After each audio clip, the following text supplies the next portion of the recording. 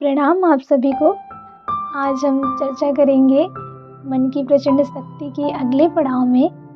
हम बात करेंगे जो हमारा मन है, हम बहुत सारे हमारे मन में विचार आते हैं, थॉट आते हैं, और जब आते हैं कभी कभी हम देख सकते हैं कि हम बड़े ही ऊर्जावान फील करते हुए संकल्पित होते हैं, पर वो संकल्प हमारा बहुत ही शीघ्र ठंडा पड़ने लगता है। ऐसा लगता है कि जो ऊर्जा सुबह थी वो ऊर्जा अब नहीं रही, और जिस उत्साह के साथ हमने ये संकल्प लिया था शायद ही ये पूर्ण हो पाए।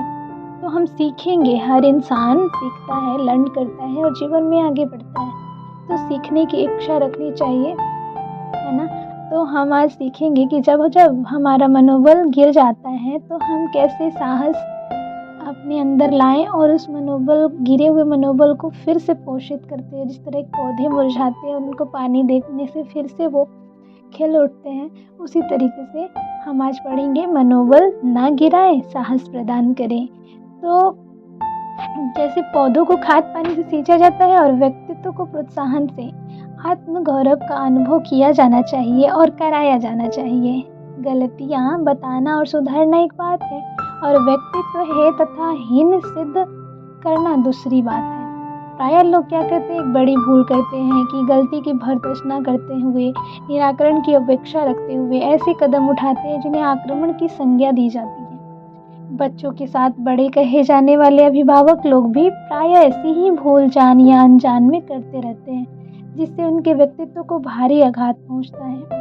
किसी की गलती को मूर्खता कहा जा सकता है और उसे सुधारने पर बुद्धिमान कहलाने का रास्ता बनाया जा सकता है, किंतु किसी को मूर्ख, मंदबुद्धि, असभ्य, बेसूर आदि कहते रहने से अनायास ही बड़ों के उस निर्देश अनुदान को अंतः चेतना स्वीकार करती चली जाती है, और क्या होता है, क्रमशः हीनता के परत इतने मजबूत हो जाते हैं कि बच्चा सचमुच ही मंदबुद्धि, बेसूर, मूर्ख बन जाता है। बहुत ध्यान देने योग्य बातें हैं कि किस तरह से हम, अगर हमारे घर में बच्चे हैं, बड़े हो रहे हैं, तो उनके सामने हम कौन सा वर्ड इस्तेमाल करें, उनको किस तरीके से बोलें। क्या होता है कि बचपन का अनुभव है कि अभी भी आप कई जगह जाते हो या कई फैमिली में जाते हो, जैसे आपसे दूध गिर गया या तेल का डब्बा गिर गया, जब गिर जाता है तो उसके ऊपर गार्जियन जो बहुत तेज झिड़कते हैं, बहुत ही कटाक्ष तरीके से कड़वाहट भरे शब्दों का वो यूज़ करते हैं। उससे बच्चा एकदम सहम जाता है, डर जाता है। उसको क्या पता फियर क्या होता है, उसको क्या पता क्रोध क्या होता है। परिचय कौन कराता है? बच्चा जो है, जो आत्मा का स्वरूप, जो बच्चे के रूप में पहली बार धरती पे आई, बच्चा सिर्फ प्रेम समझता है,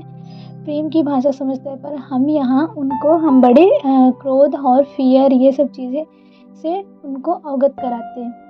तो हमें वो थॉट ना लाके थोड़ा सा अपने अंदर पेशेंस लाना चाहिए। पेशेंस के साथ यह सोचना चाहिए, बच्चा ही गिर गया कोई बात नहीं, बड़े भी हैं तो बड़ों से भी गलतियां हो जाती हैं, गिर गया कोई बात नहीं, लेकिन आगे से ना हो, उसके लिए हम सहजता से, नम्रता से भी, विनम्र भाव से भी समझा सकते हैं, उस बात को तिल का ताड़ ना बनाते हुए। उससे उस बच्चों को पता चलेगा कि ये गलत हो गया है और इसको सुधारना कैसे। लेकिन जब आप पूरा छिड़क देते हो तो बच्चा डर सहम के और भी गलतियां करने की संभावना उसकी बढ़ जाती है। तो यदि आपके अपने आप को अयोग्य, अभागा, अविकसित और पिछड़ा हुआ मान लिया जाए, तो फिर समझना चाहिए कि उस मान्यता के इर्द गिर्द ही जीवन चक्र घूमता रहेगा। दुर्भाग्यग्रस्ता की स्थिति से मरण पर्यंत पीछा न छूटेगा। जो हमारे बड़े हमें बोलते रहेंगे, वो अनायास ही जो हम सुनेंगे, जिस वातावरण में, परिवेश में हमारा लालन पालन होगा, बढ़ेंगे, वही हमारी अंतःकरण स्वीकार लेगा, और हो सकता है कि मरण तक भी वही चलता रहे। लड़कियों और लड़कों की प्रतिभा में अंतर किसी शारीरिक अथवा मानसिक बनावट के कारण नहीं, वरन उनके साथ होने वाले भेदभावपूर्ण व्यवहार के कारण होता है। बेटे को अधिक लाड़ प्यार और अधिक सुविधा साधन मिलते हैं, और बेटी को डांट, डपट, उपेक्षा, अवज्ञा, फलतः लड़की का अंतःकरण यह स्वीकार करता चला जाता है कि वह वस्तुतः हेय और हीन है। इस हेय मान्यता के कारण वह आजीवन डरी, सहमी, संकुची और पिछड़ी स्थिति में रहती है। यह कुसंस्कार बहुत प्रयत्न करने पर भी निकलते नहीं हैं। अधिक प्रयत्न किया जाए तो वो उद्धत प्रदर्शन या उच्छृंखल व्यवहार में फूट पड़ते हैं। उच्छृंखल व्यवहार क्या होता है कि शुरू से ही मतलब उसको समझाया गया, मतलब जो भी एक्टिविटी है लड़कों की अलग है, आप बाहर जा सकते हो, आप लेट नाइट घर आ सकते हो, लेकिन लड़कियों के लिए नहीं, आप 9 बजे के बाद बाहर नहीं निकल सकते, बहुत सारी चीज़ें। तो जब हम ऐसा करते हैं तो लड़की इस भाव को स्वीकार कर लेती है कि हाँ, मैं लड़की जाती हूँ, इसलिए ऐसा हो रहा है मेरे साथ। और जब वो उसके मन में इस तरह घर कर जाता है कि फिर वो उच्छृंखल मतलब उदंड रूप भी धारण कर लेता है, जैसे कि महिलाओं का अधिक फैशन बनाना, सज-धज कर दिखाना, उनकी आत्महीनता का उद्वंत प्रदर्शन करना। कभी-कभी वे अधिक झगड़ालू, बच्चों को पीटने वाली, रूठने वाली, आत्महत्या की धमकी देने वाली देखी जाती है। ऐसे-ऐसे उदंड स्वभाव उनके अंदर विकसित होते हैं। इनकी इस चंडी रूप से उनका उच्छृंखल व्यवहार ही फूटता है। वस्तुतः यह आत्महीनता का ही दूसरा रूप है। अत्यधिक संकोची, बात-बात में रो पड़ने वाली, न हो तो पग-पग पर उफनने वाली, सही दो परस्पर विरोधी दिशाओं में एक ही प्रवाह फूटता है। लड़कों के बारे में भी यही बात है। उन्हें अनावश्यक लाड प्यार देकर या तो अहमन्यता ग्रसित बना दिया जाता है, या फिर मूर्ख, दुष्ट, अभागा, चोर, आलसी कहकर उसके अंत में यह विश्वास जमा दिया जाता है कि वह हे स्तर का है, सामान्य मनुष्य जैसा नहीं, वरन उससे गया गुजरा है। प्रभावशाली बड़े कहलाने वाले लोग अपनी छाप छोटों पर छोड़ते ही रहते हैं। बालक अपनी हीनता स्वीकार करता चला जाता है और बड़े होने पर या तो कायर, आलसी, चोर, मंदबुद्धि रह जाता है, या फिर दुष्ट, दुर्गुणी बनकर उदंड पाप करता हुआ दृष्टिगोचर होता है। प्रतिभा के विकास में मनुष्य को स्वाभिमानी, आत्मावलंबी तथा आत्मविश्वासी होना चाहिए और किसी के भी द्वार थोपे गए आत्महीनता के निर्देशों को अस्वीकार कर देना चाहिए। मतलब हमारा जो सेल्फ रिस्पेक्ट है वो सबसे पहले, हमें ऊंच नीच समझकर अपनी सेल्फ को गिरने नहीं देना चाहिए। इस चीज़ को समझना चाहिए। गलती ढूंढने, पूछने और सुधारने का प्रयत्न जारी रहना चाहिए। अधिक योग्य बनने का रचनात्मक प्रयास और उत्कर्ष का क्रमिक विकास तो महान से महान व्यक्तियों को भी इसी प्रकार अपनाना पड़ा है। जब हम सक्सेस की बात करते हैं तो गलती सुधारने में तीव्रता उत्पन्न होना है। यह क्रम पूछने बताने से और भी अधिक सही होता है, पर वह रचनात्मक होना चाहिए। हम किसी से पूछें, अच्छे लोगों से चर्चा करें और उस चीज़ में हमारे अंदर एक जिज्ञासा होना चाहिए। रचनात्मक से यहाँ ये तात्पर्य है कि हम इच्छुक हों कि जीवन को और बेहतर कैसे बनाएं, ऐसे लोगों से मिले जुले चर्चा करें। मनुष्यता का मूल्य समझने वाले प्रत्येक विवेकवान व्यक्ति का दृष्टिकोण यह होना चाहिए कि किसी के व्यक्तित्व पर आक्रमण ना करे। जैसे बड़ा सांड छोटे बछड़े के पेट में सींग घुसेड़ सकता है, बड़ा कुत्ता छोटे कुत्ते की गर्दन दांतों से फफेड़ सकता है, पर ऐसा व्यवहार मनुष्य को मनुष्य के साथ तो नहीं ही करना चाहिए। व्यक्तित्व को छोटा, घटिया, गया बिता बताना, उसके भविष्य को अंधकार में बताना उतना ही बुरा है जितना उसके साथ किए गए किसी भी दुर्व्यवहार को माना जा सकता है। बलवान दुर्बल को पछाड़कर उसका कचूमर निकाल सकते हैं, इसी प्रकार प्रभावशाली, शक्ति संपन्न व्यक्ति छोटे लोगों को हेयहीन ठहराकर उसके मनोबल को तोड़ सकते हैं। यह बुद्धि एवं प्रतिभा का आक्रमण में दुरुपयोग है।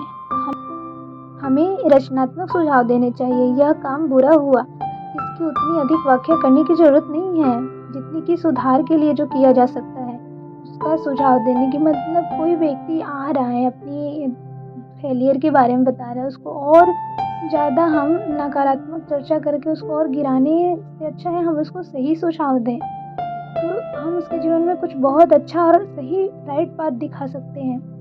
उनसे दिशा मिलती है और लाभ होता है उनको। किंतु अगर हम भर्त्सना करते हैं तो उनके मन में बड़ा गलत प्रभाव पड़ जाता है। तिरस्कार के फलस्वरूप देश दुर्भाव की खाई चौड़ी होने के अतिरिक्त कोई प्रयोजन उनके लिए सिद्ध नहीं होता। गलती से होने वाली हानि और सुधार का तरीका अपनाने का लाभ तुलनात्मक रीति से समझाया जा सकता है। दूसरे के दबाव से, परिस्थितियों से, अपनी आत्म अवज्ञा से आत्महीनता की मनोवैज्ञानिक ग्रंथि बनती है और उसके कारण व्यक्तित्व बहुत ही दीन और दुर्लभ बन जाता है। ऐसे व्यक्ति दब्बू, संकोची, चापलूस, हाँ में हाँ मिलाने वाले, असहमति को प्रकट ना कर सकने वाले, भीतर ही भीतर खींचे रूठे रहने वाले होते हैं। उनसे कोई बेगार ले सकता है, ठग सकता है। साहस के अभाव में वे यह तक प्रकट नहीं कर सकते कि उनसे जो कुछ कराया जा रहा है वो कर रहे हैं उसमें उनकी स्वेच्छा नहीं है।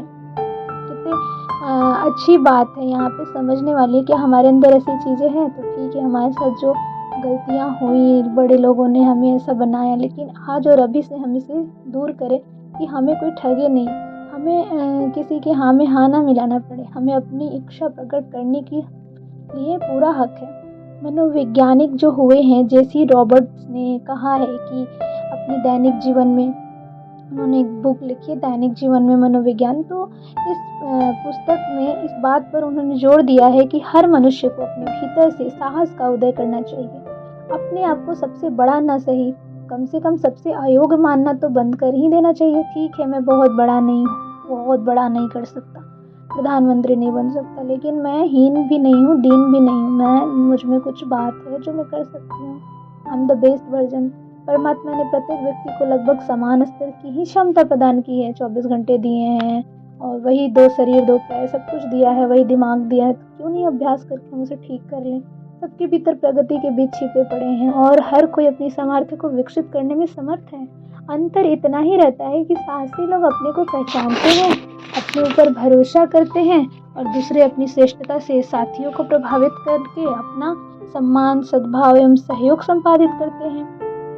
इसके विपरीत जो दब्बू लोग होते हैं, छाप छोड़ते हैं कि इनसे किसी को कुछ मिलता तो है नहीं, उल्टे सदा भार और सिरदर्द सिद्ध होते रहेंगे, इसलिए इनसे तो बचना ही ठीक है। हर व्यक्ति एक दूसरे से कुछ चाहता है और इस आशा से मैत्री करता है कि उनके संपर्क में प्रसन्नता और प्रगति की संभावना बढ़ेगी।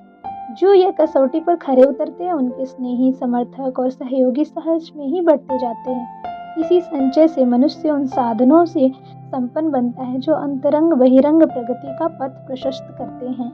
आत्महीनता से ग्रसित व्यक्ति का मित्र वह है जो सदा उसके गुणों की चर्चा करे, प्रतिभा को निखारे, प्रशंसा करे और प्रोत्साहन प्रदान करे। साहस की अभिवृद्धि धन संपत्ति, विद्या, रूप, सौंदर्य आदि सभी विभूतियों से बढ़ी चढ़ी उपलब्धि है। साहस जीतता है, आत्मबल सबसे बड़ा बल है।